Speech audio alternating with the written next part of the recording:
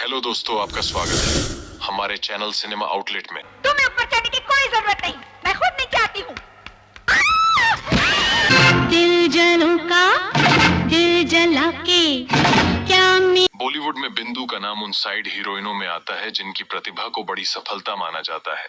यूं तो पुरानी पीढ़ी की फिल्मों में वैम्प का किरदार निभाने वाली इस गुजराती हीरोइन का करियर काफी रोमांचक रहा है। एक समय में बिंदु का खलनायिका का किरदार निभाना और उसके अभिनय से हिट होने की गारंटी थी। मुंबई के हाजी अली दरगाह और महालक्ष्मी मंदिर से सटे इलाके में रहने वाली बिंदु एक ऐसी कलाकार हैं जिन्होंने शादी के बाद फिल्म इंडस्ट्री में वैम्प के तौर पर अपना करियर बनाया। 70 के दशक में जब फिल्म उद्योग अभी भी रूढ़िवादी था, एक विवाहित महिला के लिए सेक्स सिंबल के रूप में करियर बनाना एक बड़ी उपलब्धि थी। यह उपलब्धि हासिल करने वाली बिंदु की जिंदगी की कहानी किसी फिल्मी कहानी से कम नहीं है। बिंदु की मां मशहूर स्टेज आर्टिस्ट ज्योत्सना थीं। ज्योत्सना एक राजपूत थीं, लेकिन उनका पालन पोषण हैदराबाद में हुआ। उनका नाटक लाडक वायो बहुत सफल रहा, जबकि पिता नानूभाई देसाई जाने माने फिल्म निर्माता थे। उनके पिता चाहते थे कि बिंदु पढ़ लिख कर डॉक्टर बने। बिंदु की 7 बहनें और एक भाई था। बिंदु अक्सर अपनी मां को स्टेज पर एक्टिंग करते देखती थीं। चूंकि अभिनय उनके खून में था, इसलिए बिंदु ने कम उम्र में ही स्कूली नाटकों में भाग लिया और अक्सर पुरस्कार जीते। एक समय बिंदु वैजयंती माला की बहुत बड़ी फैन थी। बिंदु को उनकी एक्टिंग, डांस के साथ साथ उनकी खूबसूरती भी बहुत पसंद थी। वैजयंती माला बिंदु के लिए आदर्श थीं। जब पिता नानू भाई बीमार पड़ गए तो बिंदु बच्चों में सबसे बड़े थे, तो उनके पिता ने उन्हें परिवार की जिम्मेदारी सौंपी और कहा कि तू मेरा बेटा है, मेरे जाने के बाद तुम्हें इस परिवार का ख्याल रखना होगा। पिता नानू भाई के निधन के बाद परिवार को आर्थिक सहायता प्रदान करने के लिए बिंदु ने मॉडलिंग शुरू कर दी। बिंदु उस वक्त को याद करते हुए कहती हैं कि मैं मुश्किल से 11 साल की थी, लेकिन मेरी शारीरिक बनावट ऐसी थी कि मैं 16 साल की लग रही थी। उन दिनों में मैंने डॉक्यूमेंट्री में भी काम किया। फिर 1962 में उन्हें पहला ब्रेक मिला। अनपढ़ में मोहन कुमार की तरफ से दिया गया था,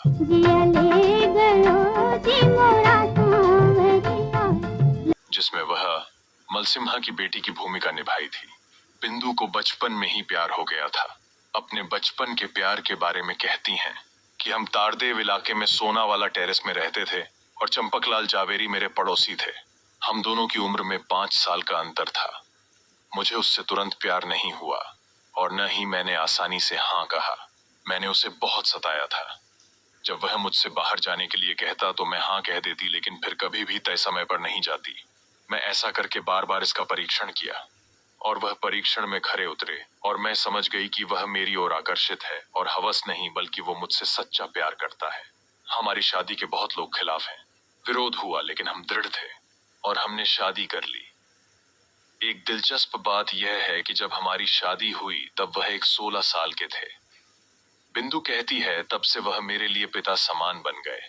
बिंदु की एक बहन की शादी संगीतकार लक्ष्मीकांत के साथ की थी। एक बार बिंदु अपने बहनोई के घर गई, तब उनकी मुलाकात फिल्म निर्देशक राज से हुई। उस मुलाकात को याद करते हुए बिंदु कहती हैं कि खोसला जी ने मुझे फिल्म में एक रोल ऑफर किया और कहा कि यह किरदार मेरी कहानी में महत्वपूर्ण है, लेकिन वह एक वैम्प है।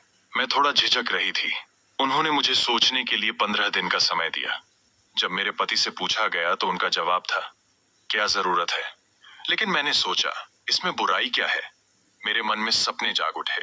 राज खोसला उस समय के मशहूर लेखक चंद्रकांत काकोडकर के उपन्यास नीलांबरी पर आधारित से एक फिल्म बना रहा था।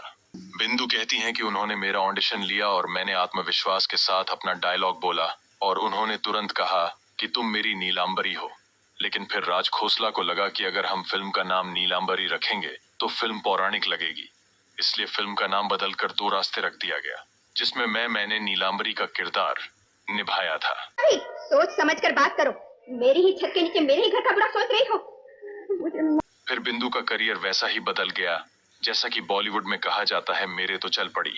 2 रास्ते की शूटिंग के दौरान ही आया सावन झूमके और कटी पतंग फिल्म को साइन किया। बिंदु कहती हैं कि 1970 की फिल्म कटी पतंग में मुझे रोल देते समय शक्ति सामंत ने शर्त रखी कि मुझे इसमें डांस करना होगा। मैंने रॉबर्ट मास्टर के साथ 3 दिनों तक रिहर्सल की। साथ ही उस वक्त मेरी प्रेरणा हेलन थी। हेलन जी जिस तरह से स्क्रीन पर जलवा बिखेर रही थी वह अद्भुत था। उनके हाव भाव, पहनावे, उनके डांस मूव्स सभी अनुकरणीय थे। मैंने भरतनाट्यम और कथक सीखा था और इसीलिए मुझे यह फिल्म डांसिंग लाउड लगता। लेकिन सेट पर जाने के बाद मैंने अपने सारे डर दूर कर दिए और सबसे अच्छा कैबरे डांस किया जो मैं कर सकती थी। एक कैबरे डांसर के रूप में मैं साड़ी या सलवार कमीज नहीं पहन सकती थी। मुझे ग्लैमरस कपड़े पहनने पड़ते थे, लेकिन मैं अपने ब्लाउज में त्वचा जैसी नायलॉन सिलकर अपनी त्वचा को ढकने का ध्यान रखती थी। उसके मेरा नाम है सब्बो कटी पतंग में हिट हो गया। लोग मेरे दीवाने हो गए। फिर 70 के दशक में मेरी पति पत्नी, दुश्मन, गरम मसाला, राजा रानी, धर्मा और जोशीले आई और बिंदु की खलनायिका के रूप में छवि और मजबूत हो गई। बिंदु स्पष्ट रूप से कहती है कि ऐसा नहीं था कि मैं हीरोइन नहीं बनना चाहती थी, लेकिन मैं वैम्प के रूप में इस तरह टाइपकास्ट हो गई थी कि कोई दूसरा विकल्प नहीं था। इसके अलावा मैंने अपना करियर शादी के बाद शुरू किया। मुझे जो भी काम मिलता था मैं करती थी। मुझे पैसा और नाम दोनों मिल रहा था। कुछ ही समय में मैं हीरोइन बनने के बारे में भूल गई। मुझे हीरोइन जितनी ही शोहरत मिलती थी और उतनी ही गालियां भी मिलती थीं। ये गालियां मेरे लिए पुरस्कार था। लेखक जब कहानियां लिखते हैं तो चरित्र चित्रण की जगह मेरा नाम लिखते हैं, और अगर आप बुरी चीजें नहीं दिखाएंगे तो अच्छी चीजों की कद्र नहीं होगी। मेरे प्रशंसकों को नहीं पता था कि मैं शादीशुदा हूँ, और वे मुझे खून से लेटर लिखते थे कि मैं तुमसे प्यार करता हूँ और क्या तुम मुझसे शादी करोगी। 1973 में बिंदु ने एक अभिनेत्री के रूप में उत्कृष्ट प्रदर्शन किया। उन्होंने 2 फिल्मों में बिल्कुल विपरीत भूमिकाएं निभाईं। उन्होंने जंजीर में यादगार मोना डार्लिंग की भूमिका निभाई, जबकि ऋषिकेश मुखर्जी के अभिमान में उन्होंने एक उदास गायिका की सहानुभूतिपूर्ण सखी की भूमिका भी निभाई।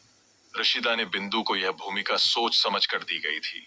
बिंदु का कहना है कि रशीदा ने मुझसे कहा था कि जब आप प्रवेश करेंगे तो दर्शकों को कुछ तूफान की उम्मीद होगी, लेकिन हम उन्हें एक सरप्राइज देंगे।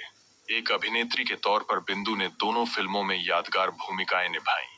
बिंदु अपने सफल करियर का पूरा श्रेय अपने पति को देती हैं। मेरे पति ने मुझे फिल्मों में काम करने की इजाजत दे दी तो घर में शांति थी। 1972 में जब मैंने दास्तान फिल्म में दिलीप कुमार के साथ काम किया, जब वह उनसे मिलने आए तो उन्होंने मुझसे कहा, मुझे तुमसे ज्यादा तुम्हारे पति पसंद हैं। बिंदु कहती हैं कि जब पत्नी घर चलाती है और पति उस पर निर्भर होता है तो सारी परेशानियां शुरू हो जाती हैं। लेकिन मेरे पति अपने आप में एक सफल बिजनेसमैन हैं। वे मेरा ख्याल रख सकते हैं। बिंदु ने शादी और करियर के बीच अच्छा संतुलन बना लिया था। बिंदु की तारीफ होने पर उनके पति भी खुश होते हैं। उनका तर्क था कि है तो वो मेरी ही ना। बाद में बिंदु निजी कारणों से 1977 के बाद फिल्मी दुनिया से गायब हो गईं, जिसके बाद वह 80 के दशक में एक क्रूर सास की भूमिका में लौट आईं। दूसरी पारी में बिंदु ने शोला और शबनम, हम आपके हैं कौन, मैं हूं ना करी। हाल ही में उन्होंने ओम शांति ओम में कॉमेडी की थी। अब रिटायर हो चुकी बिंदु कहती हैं कि मुझे अपनी पुरानी फिल्में देखना पसंद है। मेरे पति मेरे सबसे अच्छे दोस्त हैं, उनके बिना मैं कुछ भी नहीं हूँ। तो दोस्तों, ऐसी ही महत्वपूर्ण जानकारियां पाने के लिए हमारे चैनल को सब्सक्राइब करें, लाइक करें, कमेंट करें। मिलते हैं नेक्स्ट वीडियो में। तब तक के लिए बाय बाय।